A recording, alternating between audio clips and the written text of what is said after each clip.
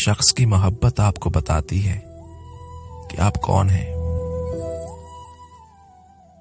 आपकी औकात क्या है, बर्दाश्त कितनी है आप में, कितना ज़र्फ है आपका, कितने रहम दिल हैं आप, कितना गुस्सा है आप में, दर्द किसे कहते हैं, एहसास क्या चीज है, मांगना क्या होता है, गिड़गिड़ाना क्या होता है, झुकना क्या होता है, गिरना क्या होता है। और वैसे भी मोहब्बत अक्लमंद लोगों के साथ ज्यादा देर तक नहीं चल सकती। मोहब्बत के लिए थोड़ा पागल, थोड़ा बेवकूफ होना जरूरी है। और वैसे भी अक्लमंद लोग मोहब्बत नहीं, तिजारत करते हैं और हमेशा खसारा देखकर राह बदल दिया करते हैं। Likey